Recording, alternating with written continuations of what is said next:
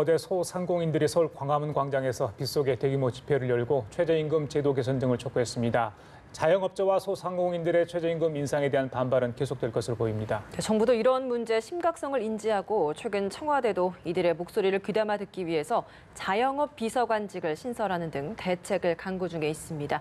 네, 오늘 이 시간 초대 자영업 비서관이시죠. 인태연 청와대 자영업 비서관과 함께 최근의 자영업 불황 원인과 대책까지 짚어보도록 하겠습니다. 어서 오십시오. 안녕하십니까? 예, 안녕하십니까? 인태연입니다. 귀한 걸음 해주셨습니다. 예, 불러주셔서 감사합니다. 예, 첫 자영업 비서관으로 이제 임명이 되셔가지고 한 달도 가량 되지 않았습니까? 예, 이제 한 달 조금 덜 됐습니다. 아, 그렇습니까? 예, 바쁜 시간을 보냈을 것 같은데 어떠신지요?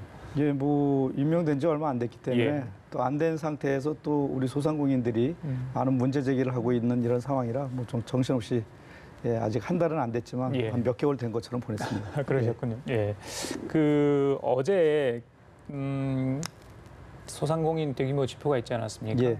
여러 가지 이제 취임하면서 현장의 목소리를 많이 듣겠다 하시지 않았습니까? 예. 현장 방문을 정말 필요한 상황인 것 같아요. 예. 실제로 어느 정도 많이 찾아다니실지 모르겠는데 현장의 목소리를 듣는 여건들이 충분한지 그 부분도 좀 궁금하고요. 어떻게 접촉면을 좀 키워가고 계시는지 어떻습니까? 예, 지금 계속 만나고 있습니다. 실제로 가장 중요한 것은 요새 최근에 문제 제기를 하고 있는 다양한 소상공인들과 여러 차례 또 만났고요. 아, 그러셨어요? 예, 그분들하고도 대화를 많이 나누고 있고 어제 뭐 집회를 하시긴 했지만 또 집회 이후에 중요한 것은 이런 정책들을 어떻게 반영할 수 있는가 하는 문제를 가지고 지속적인 만남을 또 소통을 하기 위해서 얘기들을 나누고 있습니다. 보시기에 좀 어떻습니까? 자영업자 입장에서 바라보시던 것과 청와대에 와서 자영업 비서관 입장에서 이런 현장을 좀 바라보셨을 때 좀 어떤 차이가 있던가요? 이제 더 많이 보이죠. 아무래도 이를테면 제가 그 속에 있을 때는 저를 중심으로 하는 고통과 그 주변의 고통만 보였다고 한다면은 이제는 제가 생각했던 것보다 더 많은 영역의 고통이 보이고 또 한 측면에서는 또 정부에서 그러면 이 고통을 어떻게 극복해 나갈 것인가에 대한 어떤 길들 이런 것들도 서서히 이제 윤곽을 드러내고 있죠. 그 문재인 대통령도 이 부분에 대해서 굉장히 중요하고 심각하게 이렇게 생각을 하시는 것 같아요. 여러 가지 발언을 보면은 그 대통령께서 직접 자영업을 중요하게 보시고 독자적 영역으로 비서관까지 두셨거든요. 뭐 자주 대통령을 독대할 시간이 있으신지 모르겠습니다만 어떤 느낌을 받으셨는지 그 부분도 좀 저희들이 여쭙고 싶거든요. 뭐 느낌이라기보다는 그 대통령께서 하신 말씀, 정책 이런 게 참 중요하다고 저는 생각을 했습니다. 그 대통령께서 그 7월 23일에 그 수석 보좌관에 의해서 이제 말씀을 처음 꺼내셨는데요. 그게 뭐냐면은 그 자영업이 그 기업과 노동으로만 볼 것이 아니라 독자적인 산업 정책 영역으로 봐야 된다. 이런 부분에 대해서 말씀을 하셨고 그런 부분들의 현장성을 높이기 위해서 자영업 비서관을 둔다 이렇게 말씀을 하셨잖아요. 저는 그 부분에 대해서 굉장히 그 대통령께서 가지고 있는 자영업 영역에 대한 그 중요한 생각 이게 발표가 된 것이라고 보이고요. 거기에 따라 자영업 비서관을 만드신 것에 대해서는 뭐 굉장히 긍정적으로 봐야 되지 않겠냐 그런 생각을 합니다. 특히 그 중에서도 실천적으로는 그 현장의 얘기를 듣겠다, 직접 듣겠다고 말씀하셨고 또 종합적인 자영업 대책도 마련하겠다 이것도 얘기하셨고 또 불공정 관행이나 갑질을 근절한다는 얘기를 하시면서 마지막에 가셔서는 뭐 자영업자든 중소기업이든 모든 분들과 직접 만나는 자리도 마련하겠다고 하신 것에서 뭐 모든 얘기가 다 들어가 있다고 봅니다. 굉장히 중요성을 가지고 이 자리를 만드신 건데 처음 이 자리 제안을 받으셨을 때 좀 어떠셨나요? 그 처음에 자영업 비서관을 둔다고 할 때 일단은 굉장히 고마웠고요. 우리 자영업자들에 대한 관심과 애정을 느꼈고요. 그다음에 두 번째는 이거를 나 같은 사람이 할 수 있을까? 전문가들도 많은데 이게 굉장히 어깨를 무겁게 했는데 또 어쨌든 자영업자들을 위해서 제가 나름대로 이렇게 노력해 왔었는데요. 하나의 소명 중에 하나로 그 가는 길에 큰 소명이 또 떨어졌구나. 뭐 이 정도로 생각하고 뭐 이렇게 좀 기운을 내려고 합니다. 주변 분들의 반응도 사실 궁금했을 것 같아요. 아유, 그렇게 어려운 자리를 가면 좋겠다 하는 말씀도 있고 힘들 텐데 어떠냐 이런 얘기도 했을 것 같거든요. 그 인천 부평에서 30년간 직접 이불과 이 그릇을 판매오시던 자영업자시지 않습니까? 그 일을 했을 때 느낌 또 이제 주변의 반응 여러 가지 사실 저희들이 여쭙 게 많은데 어떤 느낌이셨는지 그 부분을 좀 이야기를 해주시죠. 가장 그 중요하신 분이 제 어머니신데 예. 그거 안 하면 안 되냐는 반응이셨죠. 예, 그거 힘들게 왜 자꾸 힘든 길을 가냐 뭐 이러는데 뭐 그거는 우리 어머니 같은 마음이시고요. 또 이제 다른 자영업자분들은 걱정들을 많이 해주시면서도 기대가 크시죠. 그래서 제가 자영업자분들한테는 우리 어머니 같은 마음으로 내가 얼마나 고통을 받을지를 고민해서 나한테 자꾸 바라지만 말고 오히려 나한테 많은 것을 줘서 우리 자영업자들이 사는 길을 같이 모색하자 이렇게 말씀드렸습니다. 취임하시면서 언론 인터뷰에 비서관 자리가 없어지기를 기대한다라는 이야기를 하셨어요. 예. 어떤 의미셨나요? 이 자영업 비서관은 사실은 중소상인 자영업자들이 엄청난 고통과 고난의 지금 길을 가고 있기 때문에 이런 부분들을 극복하기 위해서 생긴 자리잖아요. 예. 어떻게 보면 사실은 특수하게 생긴 것이죠.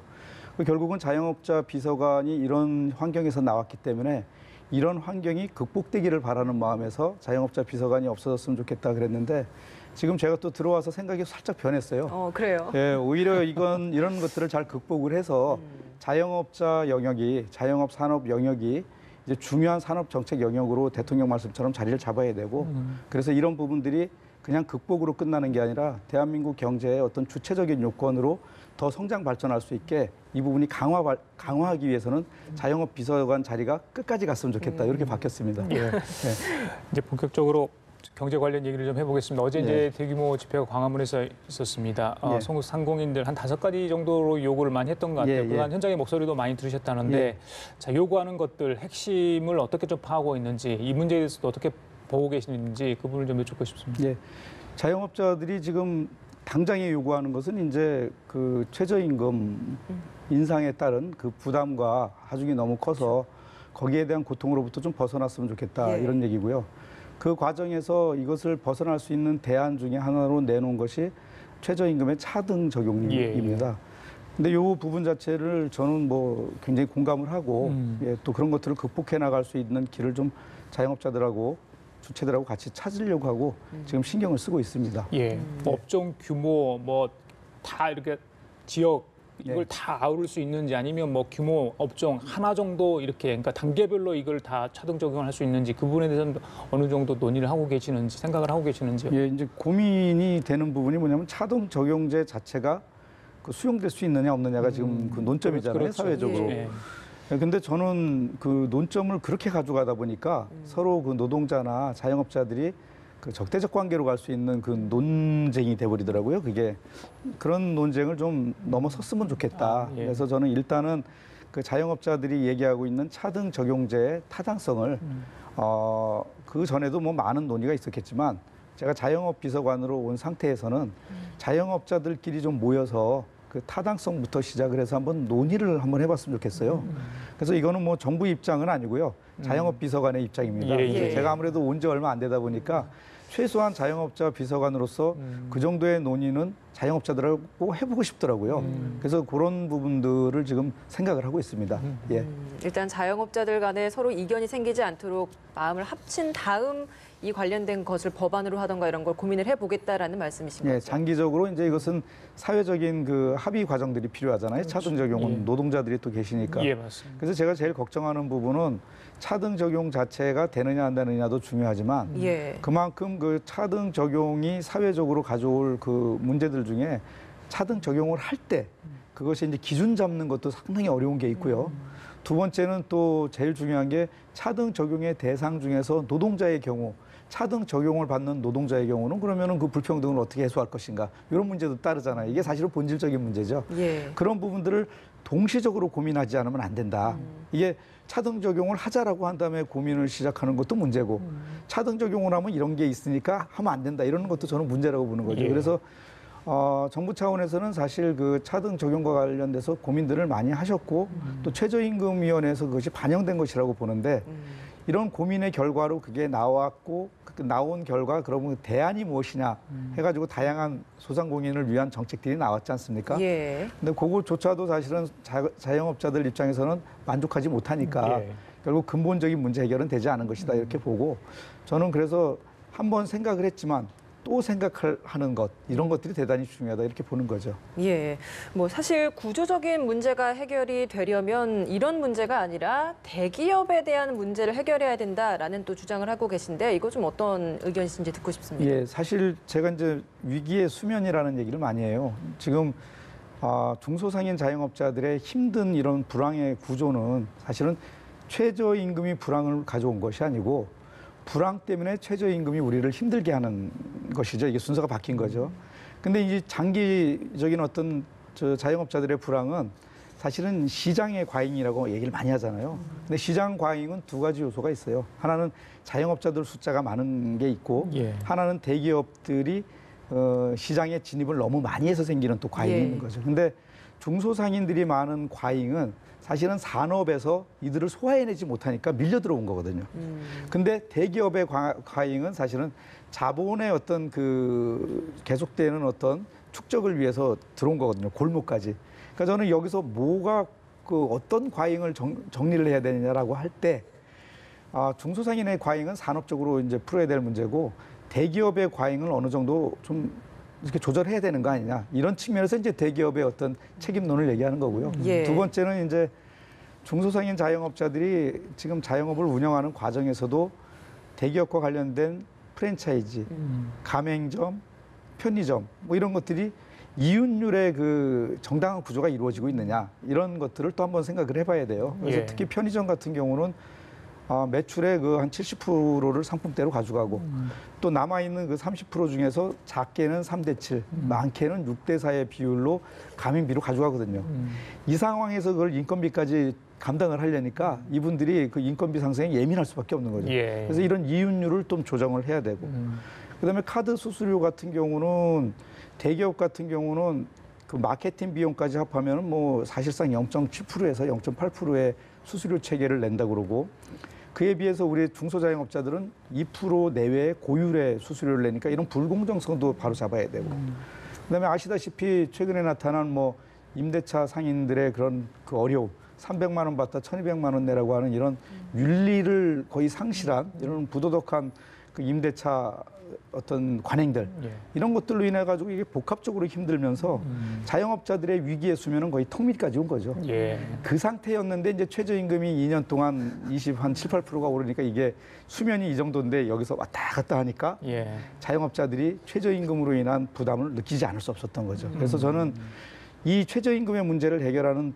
두 개의 방식은 예. 하나는 지금 당장 차등 적용제라든가 다양한 방식의 그 이 수면을 낮추는 것과 더 중요한 것은 아까 지금까지 얘기한 이 구조적인 부분에서의 커다란 턱 밑까지 온 위기의 수면을 배 밑까지 확 낮춰야 되는 이게 근본적인 어떤 해결책이 아니겠는가 예. 이런 생각을 하는 거죠. 말씀하신 것처럼 유통기업들이 많이 공룡화되다 보니까 힘들어하는 건 예, 사실 좀 심한 상태입니다. 예전에 제가 취재 현장 가다 보면 소상공인들, 자영업자들, 대기업과의 상생 얘기를 정부나 자치단체가 많이 하더라고요. 근데 예, 실제 예. 상생은 정말 이게 뭐라 할까 허울 좋은 거 껍데기죠. 실제는 굉장히 어렵다. 현실적으로는 예, 예. 당장 뭐 생계와 관련된 문제이기 때문에 상생하게 누군가 양보를 해야 되는 그런 그렇죠. 현실적인 양보를 해야 되죠. 문제이기 때문에 어렵다는데 예. 앞으로 이런 부분은 어떻게 좀 조율을 그러니까 대기업과 소상공인들 물론 아까 대기업 말씀하셨기 때문에 네. 어떤 뭐 보관을 갖고 계시는지 저는 그래서 좀 공생을 했으면 좋겠다 이렇게 생각을 많이 해요. 제가 이렇게 얘기를 하다 보면 이제 대기업은 뭐 마치 사라져야 될 존재처럼 이렇게 얘기한다고 생각할 수 있는데 일차적인 부분에 있어서 대기업이 이제 책임을 얘기하는 것이죠. 예. 근데 근본적으로는 저는 자영업자, 그다음에 노동자, 그다음에 대기업이 공생하는 구조를 만드는 게 옳다고 저는 봐요. 각자의 영역이 있으니까. 그래서 차등 적용제의 문제도 노동자와 우리 자영업자들이 어떤 소통을 통해 가지고 서로의 양보할 영역을 좀 봐야 되는 것이고 또 그 대기업들의 시장 과잉 진입이라든가 독점화라든가 이윤율의 지나친 그 불공정성 이런 부분들도 이제 대기업이 여태까지는 우리가 뭐 대기업을 꼭 투쟁 대상으로 봤지만 어떤 대화와 소통의 대상으로 볼 때 중소상인 자영업자들이 그냥 단순하게 자기들과의 경쟁업체가 아니고 알고 보면 거기에서 장사를 하고 임노동자로 있는 부분들이 한 1,000만 명이 돼요. 근데 이분들이 가족까지 하면 한 2,000만 명에서 2,500만 명까지 되는데 이분들이 급속한 속도로 무너지면은 이분들이 소비 시장이 또 무너지는 거예요. 그렇죠. 근데 예. 이 소비 시장에 있는 이 자영업자들이 자기들이 거기서 그 생계를 유지한다고 이분들이 자영업 시장에서만 물건을 소비하지 않아요. 대기업의 마트라든가 백화점이라든가 이 복합쇼핑몰 같은 다양한 대기업의 그 유통 그 센터들을요 이용하고 있는 분들이 70~80%예요. 결국은 이분들이 무너졌을 때는 대기업도 무너질 수 있는 그렇죠. 시장이 무너진다는 생각을 하면은 공생에 대해서 대기업들이 이제는 생각할 단계가 됐다. 예. 저는 이렇게 생각을 하는 거죠. 그 소비자 입장에서는 사실 질 높은 서비스를 제공받고 싶고 대기업들이 이 부분을 공략을 해서 조금은 더 좋은 서비스를 제공하려고 하고 좋은 공간에서 서비스를 제공하고 하다 보니까 조금은 더 많이 이쪽으로 몰리게 되고 그렇다 보니 자연스럽게 골목 시장이 죽게 되는 부분도 사실 있는 것 같거든요. 그래서 이 부분에 대한 격차 문제도 좀 해소돼야 되지 않을까라는 생각이 들거든요. 예. 그 부분의 격차는 이렇게 단순하게 중소자영업자와 대기업 간의 자기들의 경쟁으로 났을 때는 거의 불가능해요. 예. 이 자본이 집중화되어 있는 부분을 그렇죠. 이겨낼 수는 없어요. 예. 그래서 이거는 아까도 얘기를 했듯이 1,000만 명이 거기서 먹고 살고 가족까지 합하면 2,500만 명의 생존이 달려있다고 보면은 이거는 단순한 경제적인 경쟁의 문제가 아니라 사회적인 문제로 봐야 되고 복지의 문제로 봐야 되는 거죠. 사실상 대한민국의 그 1,000만 명 그 시장은 고용 시장이기도 하고 일자리 안전망이면서 복지 안전망이에요. 많은 자영업자들이 지금 가계 부채가 한 700조까지 가는데 자기들이 빚내서 그 자리를 유지하고 있다고 생각하면은 어떻게 보면 자기들이 복지 안전망을 만들고 있는 것이죠. 그러니까 이것은 다양한 측면에서 봐야 되고요. 그다음에 이제 질문하신 것에 대해서는 자영업 시장에서도 굉장히 노력을 많이 해요. 예, 그리고 전통 시장 같은 경우도 그거 살리려고 애들 많이 쓰고 있고 정부의 지원도 많이 주고 있어요. 단지 그 대규모 대형 그 자본을 가지고 있는 집중화되어 있는 대자본을 이기기에는 한계가 있기 때문에 그런 부분들을 사회적 가치로 보고서 좀 도와줄 수 있는 부분, 그다음에 지켜져야 될 영역으로 봐야 되지 않느냐 이렇게 보는 거죠. 예, 자, 그래서 마지막으로요. 지난 22일 날 이제 소상공인 자영업자 지원 대책도 마련하지 않았습니까? 정부와 청와대도 많은 노력을 하고 있다. 저희들도 느끼고 있는 것 같아요. 그럼에도 불구하고 이제 소상공인들이나 자영업자분들은 좀 부족하다. 우리의 그런 마음을 좀 더 많이 헤아렸으면 좋겠다 이런 이야기 하거든요. 나오셨으니까 그분들에게 하고 싶은 말씀 있으시면 한마디 해주시죠.